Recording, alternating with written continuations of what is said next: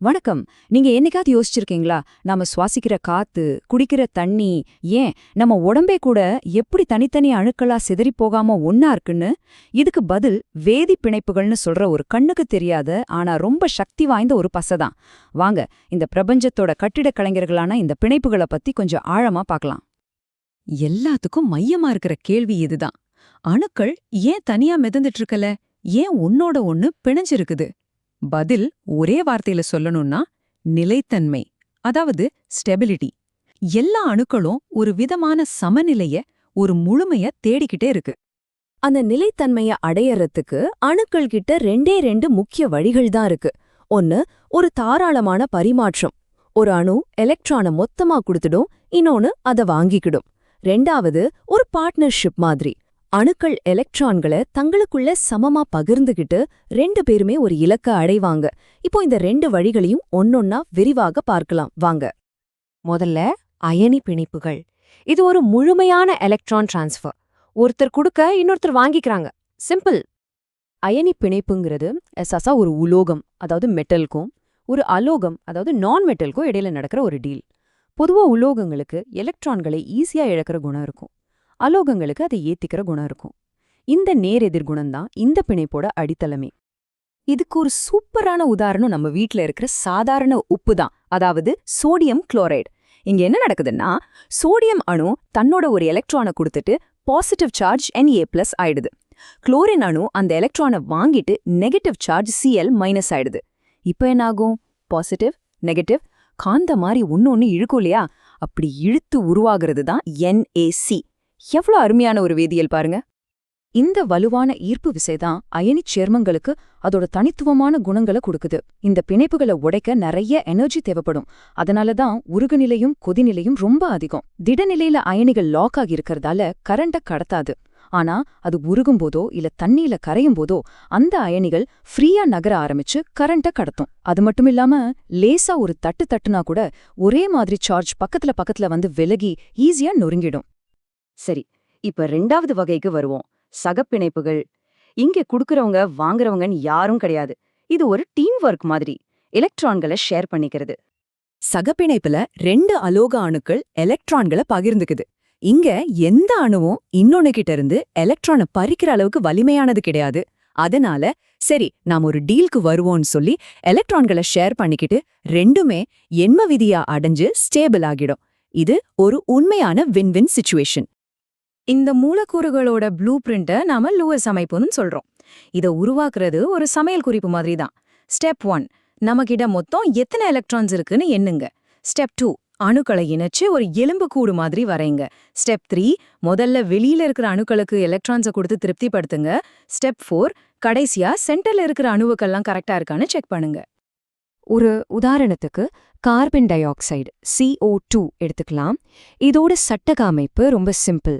Carbon நடுவுல ரெண்டு பக்கமும் ஆக்சிஜன், அதாவது OCO. நாம முதல்ல வெளியில இருக்கிற ஆக்சிஜன் அணுக்களை நிரப்பும்போது ஒரு சிக்கல் வரும். நடுவுல இருக்கிற கார்பன் அணு பசியோட இருக்கும். அதுக்கு போதுமான எலக்ட்ரான்கள் இருக்காது. இதுக்கு என்ன தீர்வு? ஆக்சிஜன்கள் கொஞ்சம் தாராளமா நடந்துக்கும். ஒவ்வொன்றும் ஒரு ஜோடி எலக்ட்ரானை கார்பனோட எக்ஸ்ட்ராவா ஷேர் பண்ணி இரட்டை பிணைப்புகளை உருவாக்கும். இதனால இப்போ எல்லா அணுக்களுமே ஹாப்பி, நல்ல ஸ்டேபிளா இருக்கும். சரி, சகப்பிணைப்புகள்ல ஒரு சுவாரஸ்யமான விஷயம் இருக்கு. அதுல 3 வகை இருக்கு. ஒற்றை, இரட்டை, அப்புறம் முப்பிணைப்பு. இது ரொம்ப சிம்பிள். எவ்ளோ அதிகமா எலக்ட்ரான்களை ஷேர் பண்ணிக்கிறாங்களோ அவ்வளோ ஸ்ட்ராங்கா அந்த பாண்ட் இருக்கும். அதாவது முப்பிணைப்பு தான் இருக்கிறதுலே ரொம்ப வலிமையானது, ரொம்ப பக்கத்துல இருக்கும். ஒற்றை பிணைப்பு கொஞ்சம் வீக்கா, நீளமா இருக்கும். ஒரு ரப்பர் பேண்ட் மாதிரி யோசிச்சு பாருங்களேன். ஒரே ஒரு ரப்பர் பேண்டை இழுக்கிறத விட 3 ரப்பர் பேண்டை ஒன்னா சேர்த்து இழுக்கிறது கஷ்டம் இல்லையா? அது மாதிரி தான் இதுவும்.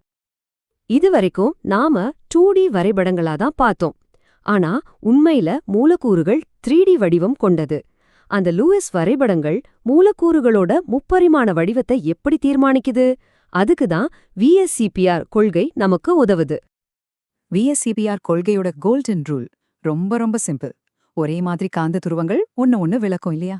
அதே மாதிரிதான் நெகட்டிவ் சார்ஜ் இருக்கிற எலக்ட்ரான் ஜோடிகளும் ஒன்னு விளக்கும். அதனால ஒரு மூலக்கூறுல அவை தங்களுக்குள்ள சண்டை போட்டுக்காம எவ்வளவு தள்ளி இருக்க முடியுமோ அவ்வளவு தள்ளி போய் உக்காந்துக்கும்.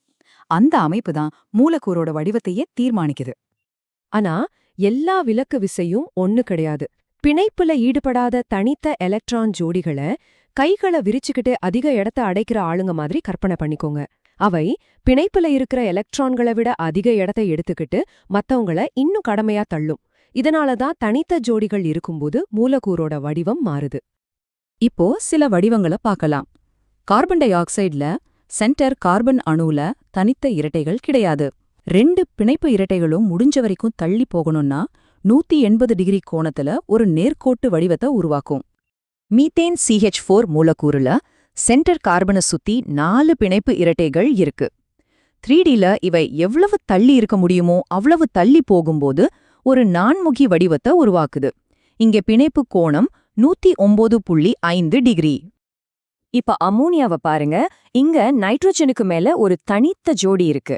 அந்த அதிக இடத்தை எடுத்துக்கிற தனித்த ஜோடி மத்த பிணைப்புகளை கீழே தள்ளி கோணத்தை 109.5 டிகிரியிலிருந்து 107 டிகிரியா குறைச்சிடுது. இதனால நமக்கு ஒரு பிரமிட் வடிவம் கிடைக்குது. கடைசியா நம்ம உயிர்நாடியான தண்ணி. இங்க சென்டர் ஆக்சிஜனை சுத்தி 2 தனித்த ஜோடிகள் இருக்கு. இந்த 2 பெரிய ஜோடிகளோட விலக்கு விசை இன்னும் அதிகமா இருக்கறதால அவ பிணைப்புகளை இன்னும் நெருக்கமா அழுத்தி கோணத்தை 104.5 டிகிரியா குறைச்சிடுது. இதுதான் தண்ணியோட அந்த பிரபலமான வளைந்த வடிவத்துக்கு காரணம். இதுவரைக்கும் நாம அயனி பிணைப்புகளையும் சக பிணைப்புகளையும் தனித்தனியா பார்த்தோம். இப்போ ரெண்டையும் நேருக்கு நேரா ஒப்பிட்டு அதோட முக்கியமான வித்தியாசங்களை தெளிவா புரிஞ்சுக்கலாம். இந்த அட்டவணையில இருக்கிற முக்கியமான வித்தியாசத்தை பாருங்க. அயனிக் பிணைப்புகள் ஒரு முழுமையான டிரான்ஸ்ஃபரால உருவாகி திடமான படிக அமைப்புகளை உருவாக்குது.